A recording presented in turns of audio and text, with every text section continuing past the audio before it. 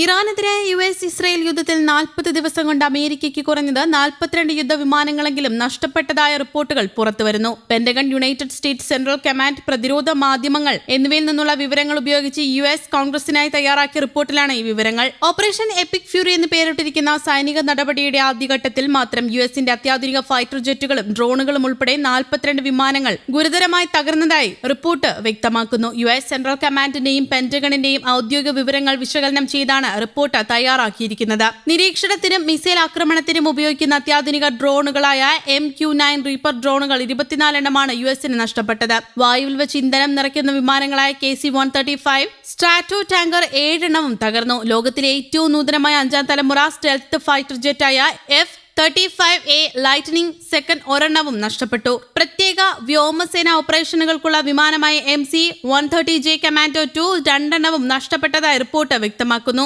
American സൈന്യത്തിന്റെ പ്രധാന കരുത്തായ MQ-9 Reaper ഡ്രോണുകൾക്കാണ് ഏറ്റവും വലിയ തിരിച്ചടി നേരിട്ടത്. 24 റീപ്പർ ഡ്രോണുകളാണ് ഇറാൻ വ്യോമ അതിർത്തിയിലും പേർഷ്യൻ ഗൾഫിലുമായി തകർക്കപ്പെട്ടത്. കൂടാതെ തങ്ങളുടെ അഭിമാനമായി US ഉയർത്തി കാണിച്ചിരുന്ന F-35A സ്റ്റെൽത്ത് യുദ്ധവിമാനം ചരിത്രത്തിലാദ്യമായ ഒരു യുദ്ധത്തിൽ തകർക്കപ്പെട്ടു എന്നതും ശ്രദ്ധേയമാണ്. മെയ് 12 നടന്ന US House Appropriation sub committee യോഗത്തിൽ acting Pentagon control Jules W. Hurst 3 നൽകിയ വിവരമനുസരിച്ച് $29 ബില്യൺ ചിലവാണ് ഇറാനുമായുള്ള യുദ്ധത്തിൽ അമേരിക്കയ്ക്ക് ഉണ്ടായിരിക്കുന്നത്. തകർന്ന വിമാനങ്ങൾ മാത്രം പുതുതായി നിർമ്മിച്ച് പകരമെത്തിക്കാൻ US-ന് 4 മുതൽ $7 ബില്യൺ വരെ അധികമായി വേണ്ടിവരും. ഇറാനുമായുള്ള യുദ്ധത്തിൽ അമേരിക്കയ്ക്ക് ഇതിനോടകം ഏകദേശം 39 വിമാനങ്ങൾ നഷ്ടപ്പെട്ടിട്ടുണ്ടെന്ന് US ഡെമോക്രാറ്റിക് കോൺഗ്രസ് അംഗം പറഞ്ഞിരുന്നു. ദി വാർ സോൺ എന്ന പ്രതിരോധ വാർത്താ മാധ്യമത്തിന്റെ റിപ്പോർട്ട് പ്രകാരം ഇറാനുമായുള്ള 40 ദിവസത്തെ യുദ്ധത്തിനിടയിൽ അമേരിക്കൻ വ്യോമസേന 13,000-ഓളം വിമാന സർവീസുകൾ നടത്തിയിട്ടുണ്ട്. തകർക്കപ്പെട്ട വിമാനങ്ങൾക്ക് പകരമുള്ളവ നിർമ്മിക്കണമെങ്കിൽ പ്രവർത്തനം നിർത്തിവച്ച പല ഉൽപാദന കേന്ദ്രങ്ങളും പുനരാരംഭിക്കേണ്ടി വരും. ഈ ചിലവുകൾ പരിഗണിക്കുമ്പോൾ നഷ്ടം ഇനിയും വർദ്ധിക്കുമെന്ന് അമേരിക്കൻ കോൺഗ്രസ് റിപ്പോർട്ട് വ്യക്തമാക്കുന്നു. വിമാനം തകർന്നത് മൂലമുണ്ടായ നഷ്ടവും പകരം പുതിയത് നിർമ്മിക്കുന്നതിനുള്ള ചിലവും കണക്കാക്കുമ്പോൾ ഇത് ഏകദേശം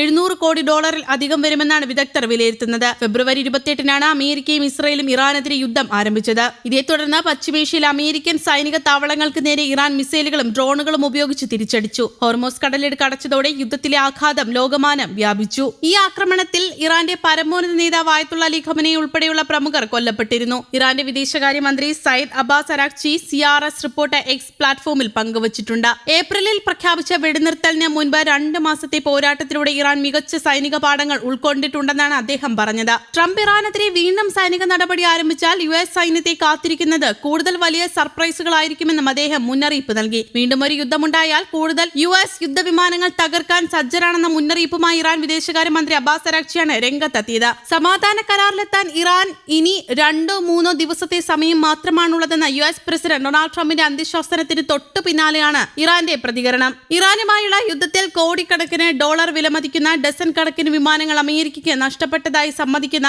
US കോൺഗ്രഷണൽ റിസർച്ച് സർവീസിന്റെ റിപ്പോർട്ട് ഉദ്ധരിച്ചായിരുന്നു അരാഗ്ചിയുടെ എക്സിലെ പോസ്റ്റ്. ഇറാനെതിരെയുള്ള യുദ്ധം തുടങ്ങിയ മാസങ്ങൾക്ക് ശേഷം കോടിക്കണക്കിന് ഡോളർ വില വരുന്ന ഡസൻ കണക്കിന് വിമാനങ്ങൾ നഷ്ടപ്പെട്ടതായി US കോൺഗ്രസ് ഇപ്പോൾ സമ്മതിച്ചിരിക്കുന്നു. ലോകമേറെ പുകഴ്ത്തിയ അമേരിക്കയുടെ അത്യാധുനിക F-35 യുദ്ധവിമാനം ആദ്യമായി വെടിവെച്ചിട്ടത് ഞങ്ങളുടെ കരുത്തുറ്റ സായുധ സേനയാണെന്ന് ഇതോടെ സ്ഥിരീകരിക്കപ്പെട്ടിരിക്കുകയാണെന്നും അബ്ബാസ് അരാഗ്ചി പറഞ്ഞു. കഴിഞ്ഞ യുദ്ധത്തിൽ നിന്ന് പഠിച്ച പാഠങ്ങളും നേടിയ അറിവുകളും വെച്ച് അമേരിക്ക വീണ്ടും ഒരു യുദ്ധത്തിന് മുതിർന്നാൽ ഇനിയും ഏറെ അത്ഭുതങ്ങൾ തങ്ങൾ കരുതി വച്ചിട്ടുണ്ടെന്നും അരാഗ്ചി കൂട്ടിച്ചേർത്തു. ട്രംപ് ഭരണകൂടം ഇറാന് നേരെ ആക്രമണ ഭീഷണി ശക്തമാക്കുന്ന പശ്ചാത്തലത്തിൽ മേഖലയിൽ വൻ യുദ്ധ പ്രതിസന്ധിയാണ് നിലനിൽക്കുന്നത്. ഒരു തരത്തിലുള്ള ഭീഷണികൾക്കും തങ്ങൾ വഴങ്ങില്ലെന്നും ഏത് തരത്തിലുള്ള സൈനിക നീക്കത്തെയും ശക്തമായി നേരിടുമെന്നുമാണ് ഇറാന്റെ പുതിയ നിലപാട് വ്യക്തമാക്കുന്നത്. തങ്ങൾക്കെതിരെ വീണ്ടും ഒരു ആക്രമണത്തിന് മുതിർന്നാൽ യുദ്ധം മിഡിൽ ഈസ്റ്റ് മേഖലയ്ക്ക് പുറത്തേക്കും വ്യാപിപ്പിക്കുമെന്ന കടുത്ത മുന്നറിയിപ്പുമായി ഇറാന്റെ സൈനിക വിഭാഗമായ റവല്യൂഷണറി ഗാർഡ്സും രംഗത്തെത്തിയിരുന്നു. അമേരിക്കയും ഇസ്രയേലും ഇസ്ലാമിക് റിപ്പബ്ലിക്കിനെതിരെ വീണ്ടും വ്യോമാക്രമണമോ മറ്റ് നടപടികളോ തുടരുകയാണെങ്കിൽ പ്രത്യാഘാതം അതിരൂക്ഷമായിരിക്കുമെന്നും ഇറാൻ വ്യക്തമാക്കി.